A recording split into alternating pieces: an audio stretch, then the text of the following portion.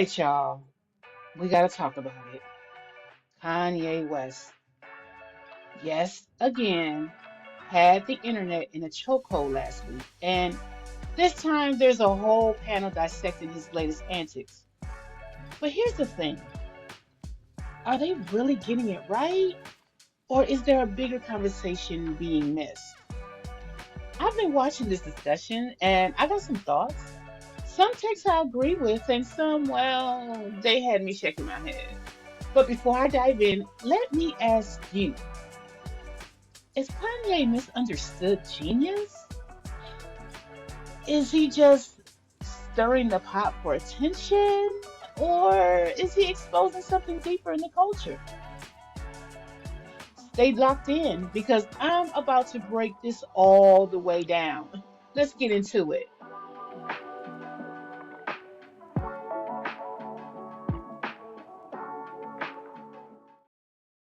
I struggle with this because I am, like most of us, I guess, inspired by Kanye West at different points in time. He represented for a large population that just wasn't represented in rap music at scale at that point in time. He represented for a lot of people who felt like there's a lot of dream killers that are standing in the way of us achieving our goals. The things that were very positive about him have been so loud and truthfully, I think very important to a lot of people's lives, including mine. I'm not afraid to say it. There's the number of times, I've had a speech I had to give and I put on graduation, or a surgery I needed to have, or a dentist office I needed to go to, and I just needed to hear something that's going to make me feel fine. And it happened to be Kanye. I'm pretty sure I'm not the only one who has leaned on his music and what he represented for a long time. And now to say that he's always been this, I think we can all see that, one way or the other. We've always seen that. It's just something that just feels really different this time because I don't remember him. I think that right there, and this is the company man, by the way. Um, I think that's very poignant. I think that it's almost like Kanye had pulled the wool over our eyes. Like we thought what he was doing was genuine, but it was almost like an ulterior motive. And now he's like, he pulled the sheet off, no pun intended. And it's like we're all in shock at what he is now. But when you think about it, he's kind of always told us who he was. I think that we never took him as serious as he was saying up until this point. Him punching down this much. Curtis, you talked about this on your channel this week. What do you think? Yeah, Kanye. So the reason I became a fan of Kanye early on because I was a rapper and a producer, right? And I thought I saw myself in him. I don't see myself in him. The things that I saw was the time that wanted to find things in life. The more that I saw him kind of rise to fame, the more that I started to see how detached I was, or even from the idea of who I thought he was. What I'm seeing now and what I've been seeing over the years, I've been trying to put a word to it. Thank God for the FD signifiers and folks who were able to like really put this into thought, the Professor Skies, because y'all bring a lot of clarity to what I was trying to understand. How he would do this thing that felt very what's the name of the movie that Jim Carrey played? He played a gentleman that was a huge figure in the 80s. Andy Kaufman. Andy Kaufman. Meaning Andy Kaufman. Man on the Moon, right? The more I started to learn about the antics, about how he stayed in relevancy by polarizing the audience and then finding a journey back to the audience and then polarizing them again, the more I started to feel like I had been pretty much, I felt like the same colonizing that we put on Drake. I started to feel like I had a colonization of emotions. I started to feel like some of these things that were done, some of these things like slavery was a choice. He makes this statement, and then not a few after, we get a whole amazing black choir that sings straight to our souls and makes it right back into black households somehow, some way, because they say Jesus is king. You know what? I think he's found his way. Then he goes right back to the stuff. I'm gonna tell you this. Hold on, right? I just wanted to say that he is absolutely right. That's exactly what he does. And black people, we get into this sentimental type of thing, like, oh, it looked like he found his way back, and he did for a minute. He had those Sunday soul choirs and had them singing in the airplane, and we was up there like, oh, Kanye, okay, he's back, he's back to George Bush doesn't care about black people. Kanye, that's the one that we remember. But all of that, as you can see to me now, all of that is an act. Was today reacting live to seeing this Rico and everything going on with Big U. And I said something on accident that really got me thinking in that I think Kanye, for whatever he really is mentally, I think he be fake. I think he be acting fake crazy. I think the stuff that I'm seeing around him feels like the I agree walls are with that. caving in. I feel like this is him building a defense for what's the inevitable. I started thinking, like, why in the hell would he be on a phone call with Diddy after cussing out people the whole day and saying, yes, sir, yes, sir, yes, sir? Then I started seeing Not to mention, he talked about Diddy too. And then all of a sudden, now he's riding for Diddy. Mind you, he talks about Kim being a trafficker, if you will. Yet he's meeting with those who have been accused of trafficking from a whole country of Romania. Okay? You have people, he's talking to people who have actual questionable charges of dealing with kids at a wrong type of grotesque level, yet he is like defaming his own ex-wife. I don't understand the contradiction of anything that he does anymore. And I think that this is exactly who he's always been. I really want to do a full conversation about Kanye. This is just really reacting to the crash out that happened earlier, but we are going to do a full conversation about Kanye separately from this. tweets circulate that said, what if he got videos, allegedly? What if he got videos on him and that's somebody that you want to keep cool in your side? Then I thought about 6 years ago, there was video of him and Big U supposedly, I guess, donating money to a cause that he had. Then I look at Iggy Azalea going crazy and saying, you don't know the things that I know about you. At some point, some of this, of course, is all And Iggy Azalea did, when she did say that, she did mention a story about Kanye that he got happy, shall we say, off of her picture and told her. And he confirmed that she did not lie, not one iota of detail. That's why he calmed down when she was telling him certain things that she wrote. You see, he's not going after her anymore. He's going after everybody else, but he left Iggy Azalea alone. allegedly in the speculation.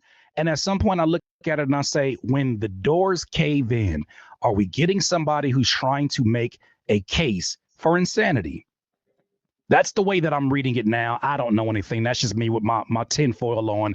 But all I can say is I, as an artist, understand what it takes to write a song. If I think it and I write it, on some level, I believe it. I can no longer separate the artist and the music. I can only That's a good point, and I think it, that's a tricky area for artists. I think more so than anybody else. But let's hear what everybody else is going to say. But I agree with that. As far as with an artist, they give you a piece of themselves in that material all the time. That's why, like, even with R. Kelly, I don't listen to R. Kelly anymore because everything he sung about was about them young little girls.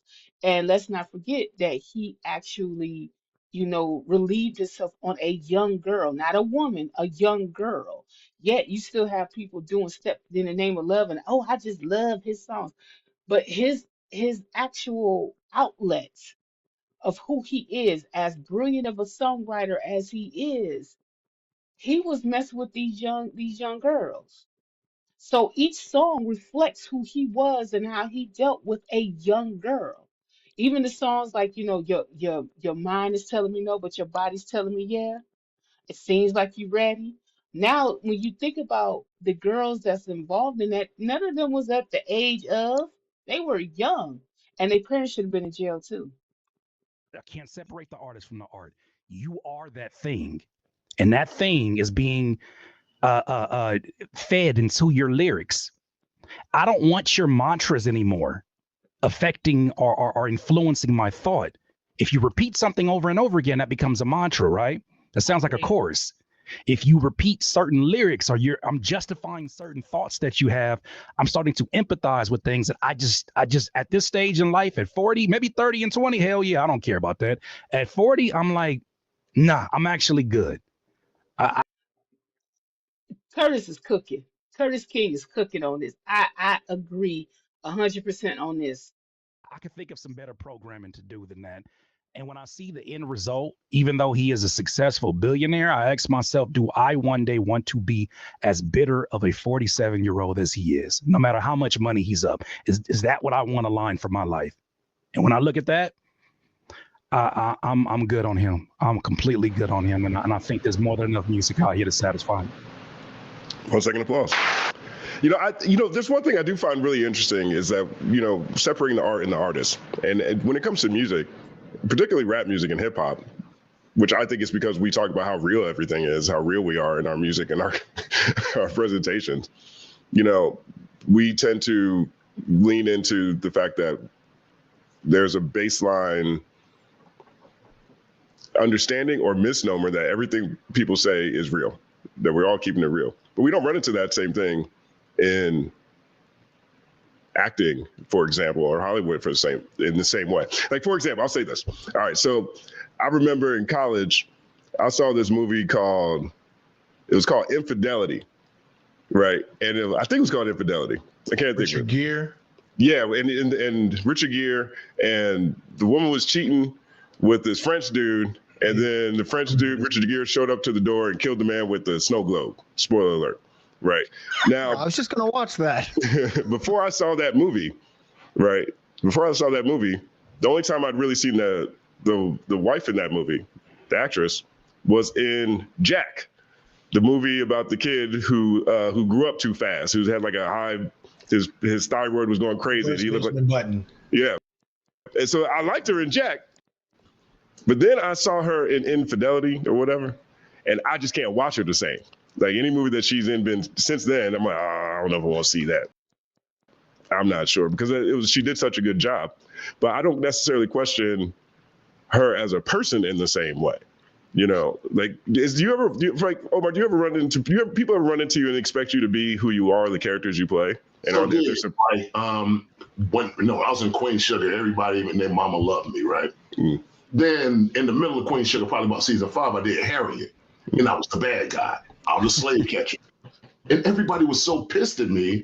Hold on, now. Why are you doing this? Did Oprah pay you $100 million to do? I'm like, what? Like, there has to be some kind.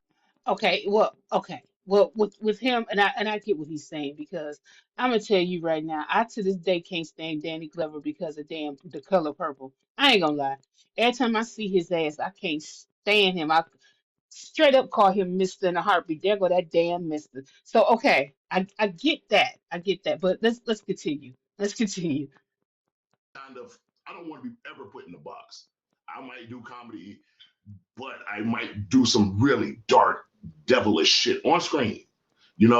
So that's how we have to be at all times if you want to be an artist. Even with Kendrick, right? I know everybody was. I don't want to switch subjects, but people. I know Anthony. I know Anthony was not really hip, and he wasn't really hype about Kendrick on Cardi. And I'm like, we can't put ourselves into a box as artists.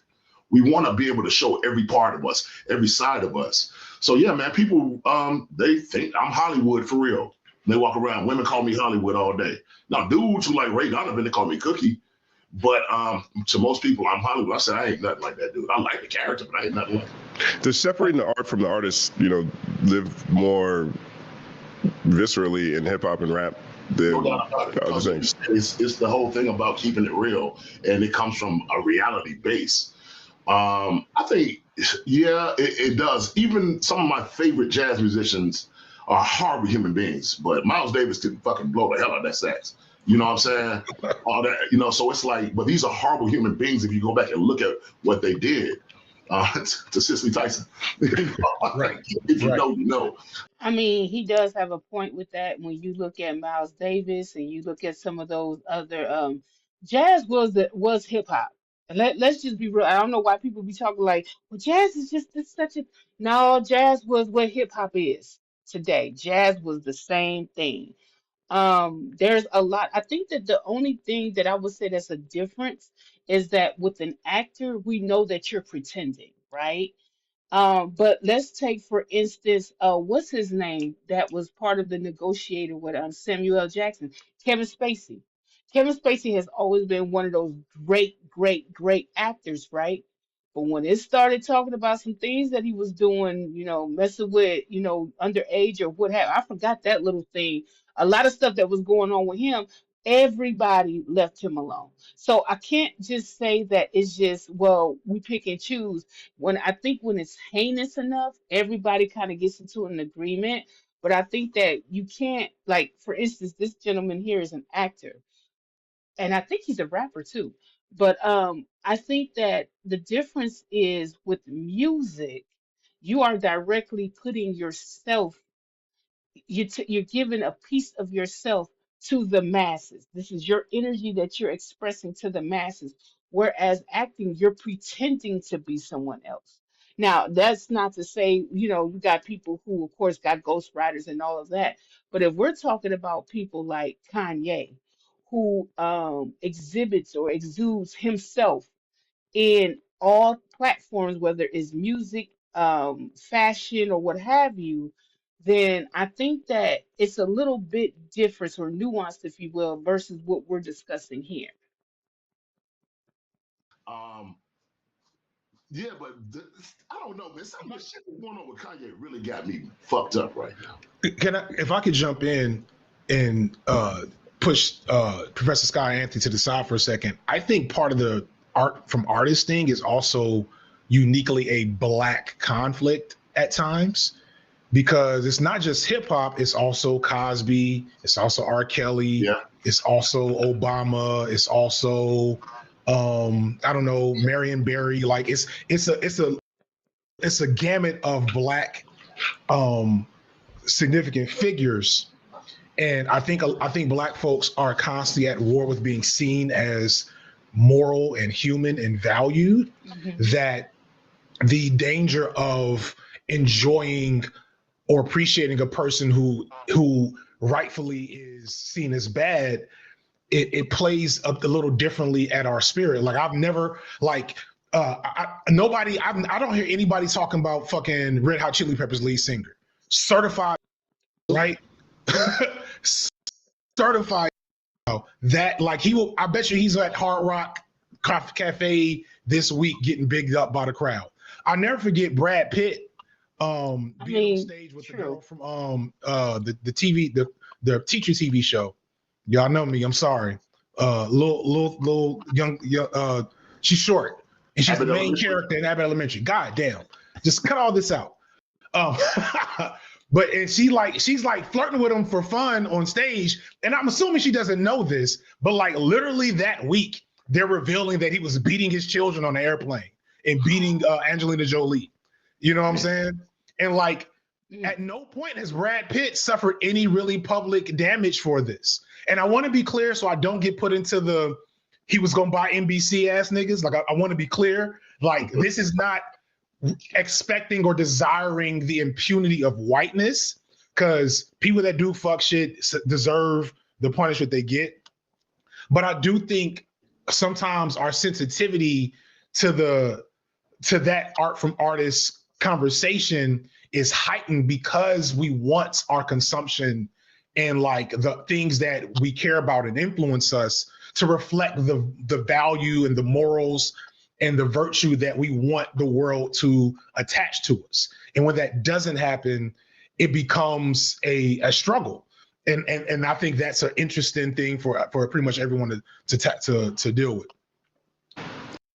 Now, myself, when I first heard that, I thought I was in a big disagreement with him, but I understood what he was saying. Because that is what happens usually. When you see the white counterparts, they really don't get punished, but black counterparts, they get severely punished.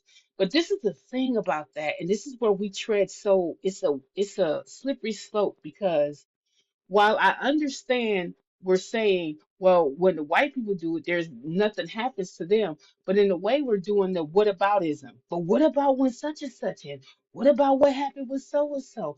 Yeah, but we're not talking about them because I don't care about them. I care about us, right? And he did make it clear that, hey, when people do fuck shit, then consequences is going to happen. And the fact that we know how consequences happen with us more severely, I think puts us on a more heightened alert. Like he was saying, puts us in a more heightened alert. Excuse me. Um, and I understand that, but at the same time, what are we supposed to do too? Like, if you doing dumb shit, what is nobody supposed to say anything? Like, and continuously. I can see if this was one time and we're over judging him, but this is a buildup of consistency over and over and over and over again. And whereas each person should have it should be a case by case basis. Cosby versus, let's say Sidney Poitier and like Miles. Okay, we could do that, but at the same point, if the end up is the same way, like what Kanye is doing, we got every right to get at him and ignore him and not purchase anything from him. Now I know some of you guys will still purchase and listen to. I have not listened to Bully. I have not, and I'm not going to either. And I it's because of how he disrespects us in our faces, right?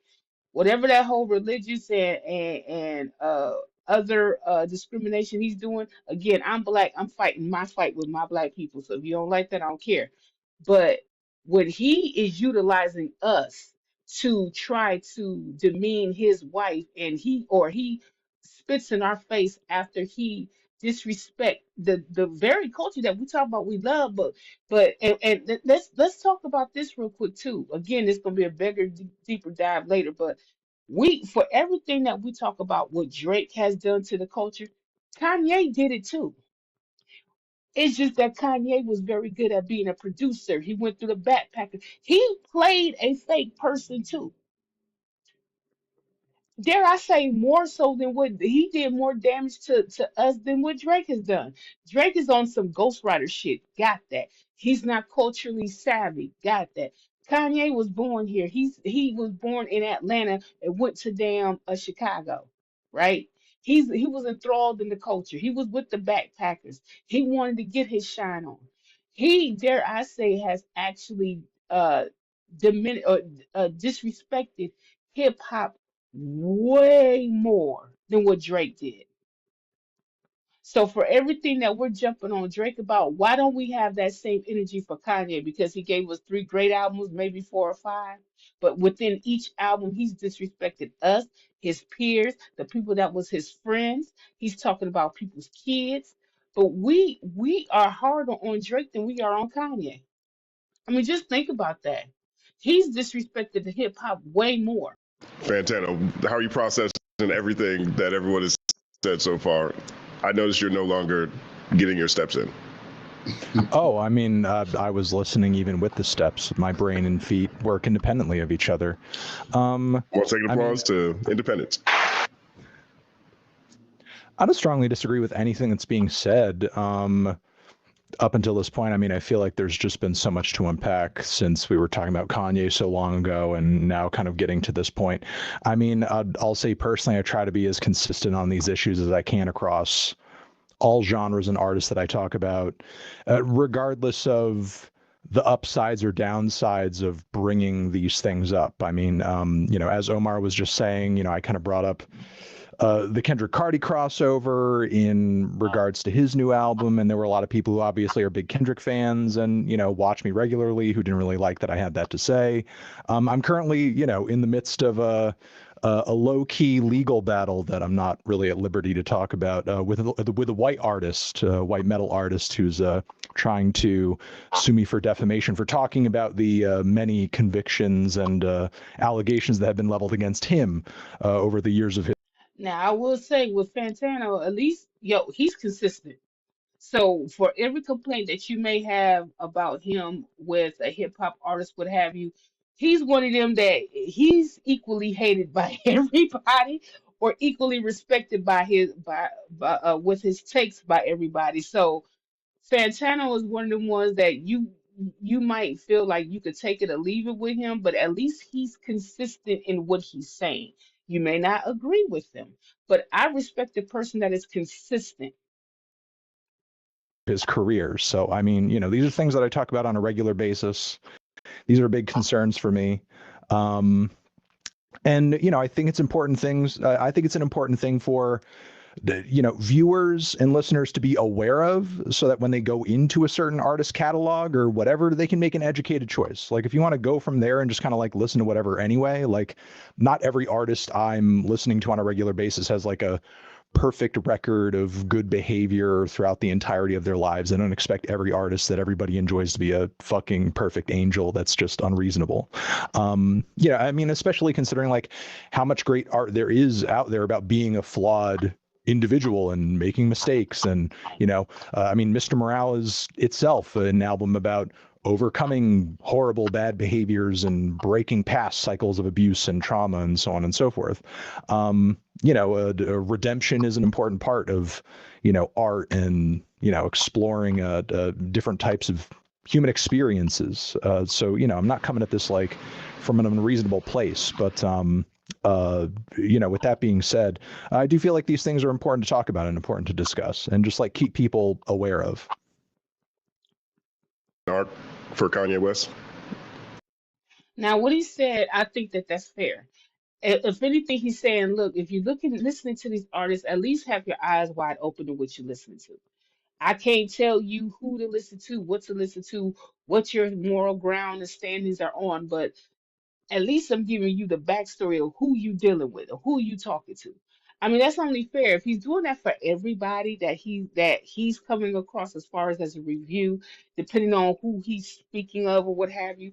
I mean, that's more than what can you say? You can't get mad at something like that. He's at least letting the listener know, like, okay, you might like this person's art, but this person might be a horrible person. He probably got some bodies on him, or whatever the situation is, or she's not very good to people. She treats people like crap, or what have you, whatever it is. And he's being very consistent about the types of behavior these people are that's behind this music.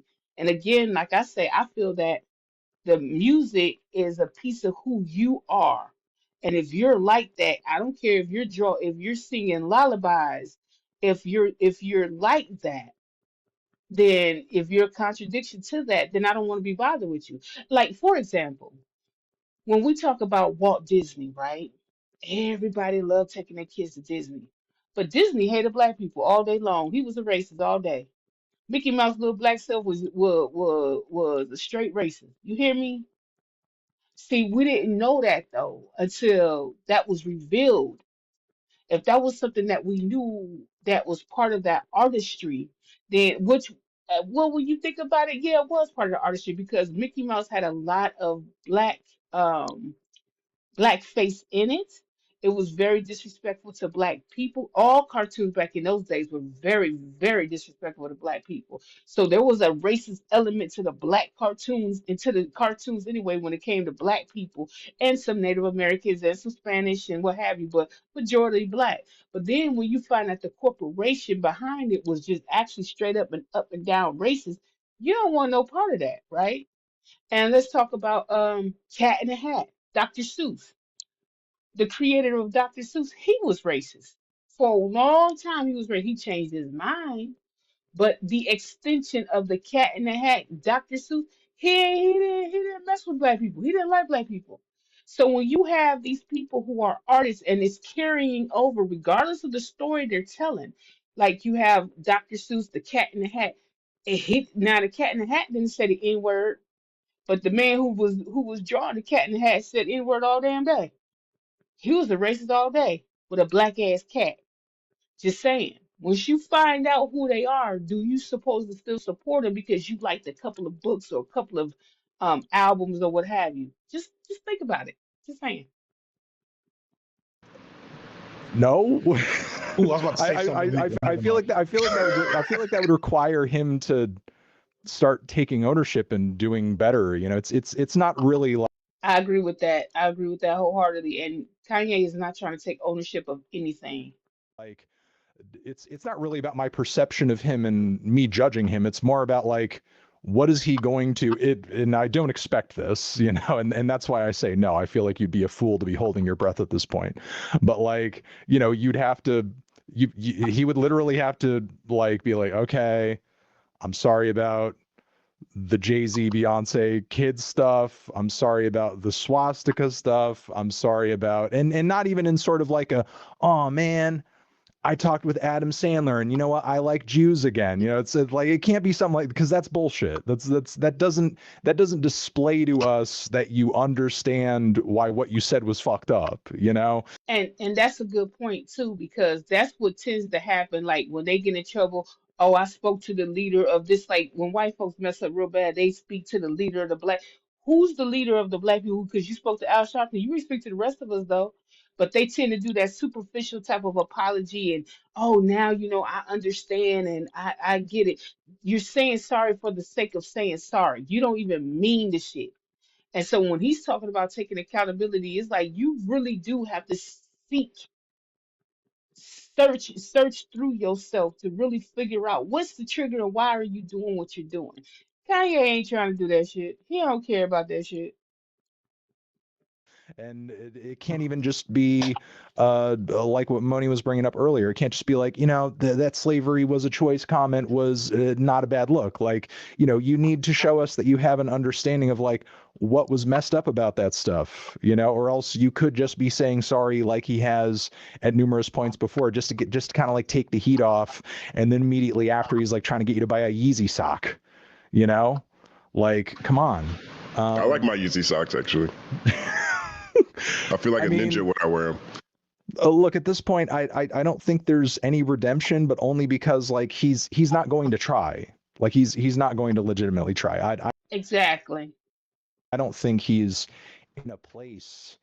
And I'm not even going to go as far as to say it's because he's a bad person. I mean, I do feel like there are probably some elements of his behavior that you could probably call outright evil at this point. Like Nazism is evil. I think making fun of children for having Down syndrome is evil. I don't think there's any debate there about whether or not that's an evil thing for a person to do, you know, at a child's expense. But you know, really, it's because he's not going to put in the effort to do that, and I feel like it's because he's just not in a place mentally to do it, either because the self-awareness isn't there, or I think the self-awareness is there. I just think that he just don't want to do it. He's not going. There's something that when Curtis King said that he played crazy. Oh, he playing crazy because he know what to and what not to do. Come on now. If somebody was talking about his kids like that, he would go haul ass off. He's doing it for a certain reason. He has plenty of self-awareness. It's the arrogance of him. you know, mental stability isn't there, or he just And that too can't keep being used as an excuse. Not to say that Fantano was doing that.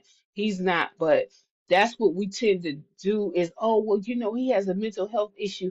You know what? There's a lot of people that's been depressed, that's been diagnosed being clinically depressed, manic depressive, schizophrenic even, what have you, bipolar, tripolar, and quadruple polar, everything that you can think of. And they do not act like Kanye. So even in that part, giving mental health a bad name, because if you're this bad off, what is it that you don't want to get help for?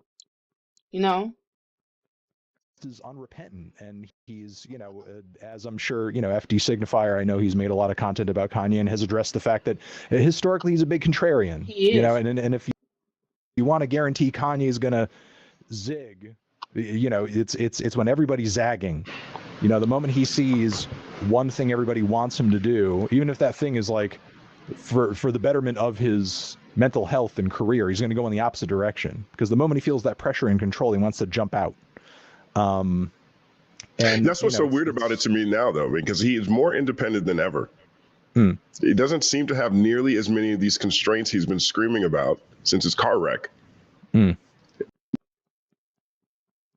That to me is where it gets closer to what FD's saying, which is, I guess, what I've been fighting for most of the past decade is that maybe he's just a terrible I feel guy. like what's changed significantly since then is that now more than ever, he has direct access to people's opinions and perceptions of him. Whatever social pressures he could have possibly been experiencing in the 2000s can now come to him directly through social media, which he's clearly. And I think he kind of likes that. I think that where that would be more of an anxiety, where you can see how some people crash out because of the anxiety of having that direct access to the public. He feeds off of that, and that's where we get in trouble because he enjoys the instant gratification of pissing somebody off, of what's the word that they were just using, shock, like he's like his own shock jock, and he enjoys that instant gratification to do such things like that. Clearly obsessed with now. You think he's talking to actual people as much as he's on Twitter, just like Exactly. reading things people are saying about him? No fucking way. Like, that man is on Twitter. He's literally been on Twitter all day tweeting. Like, no way that man has fit in a heart to heart with a close friend is like, hey man, I think you're doing the wrong thing. That man has literally been on Twitter all day going insane. So, you know, Exactly. he does have more independence in a way because he has pushed a lot of people away, but simultaneously he has unfettered access to people talking about him all day and saying exactly what he should or shouldn't be doing. And, you know, the thing is, like, for somebody who has, I think, the kind of the addictions to praise and negative receptions that he does, he must get some kind of stimulation off of it. That's It's exactly what I was thinking. That the right word. He used that right word. He gets some type of he gets some type of high off of that, some type of stimulation, some type of high. He enjoys this. He enjoys making others miserable and that's that whole narcissistic thing. As long as you're talking about me, good or bad, I don't care. It's about me though, and that's what he cares about. a dangerous thing, you know, like, because nobody's around him to tell him no and just be like, hey, you should probably just log off and take a breather and get some perspective, because what people are saying about you on the internet doesn't always matter so much. It shouldn't dictate everything that you think and do. But that's the thing. I don't think he could have somebody right there in his face. I'm quite sure Kim told him plenty of times, "Hey, I think you need to stop. Hey, we shouldn't do." And he wasn't listening. That man don't care. He does not care. His I project didn't. last night. I didn't finish Vultures 2. I didn't plan on reviewing this album either. An associate of mine who works for me was perusing the record and sent me a clip, and all I know that I heard was some kind of like horrific glitched. So I just stopped it right here. First off, this was a great panel by the company man, Justin Hunt, and everybody on this panel is awesome. Okay, if you haven't checked out the company man, and this was part of his Culture United, and I think that's once a month that he has that, and he has various people on it on his show when it comes down to the Culture United, and very good. This was a very good. That whole night, you want to watch the whole video. It was fantastic. They had some great debates on there. Um, Curtis King also had a great debate talking about it on his was called The Collective, and they had some more discussion about Kanye as well. If you want to check him out too. Um, but all in all, I just wanted to kind of react a little bit about this, about the Kanye episode, just unpacking it here. Again, we are going to do a deep dive about Kanye when I get a chance. I really want to open up with some ideas that I have as far as how the Black community receives Kanye now and what we was expecting out of him versus what he is to us now. But I stand on that statement about Kanye versus Drake. If you can't stand Drake for what he's doing and calling him a culture vulture, you need to say the same thing about Kanye. If anything, more so. He just had more forgiving eyes on him because of what he stood for, what we thought he stood for. And I think that we need to take a look at that ourselves. I think that Kanye is like he is too because of us in a sense as well. Um, So some of us is reflecting on what we should have done as a culture and a community with Kanye a long time ago. But I'm going to wrap up here. Make sure you like, share, and subscribe. And tell me your thoughts. What do you think about Kanye as far as you think he's misunderstood? Do you agree with some of the panelists on here? You disagree with what I was saying? Let me know in the comments below. Stay tuned for more information that we'll have and more videos. This has been a lovely day with you guys. Thank you so much for spending time with me. This is Better Rap Street Team, and we're out.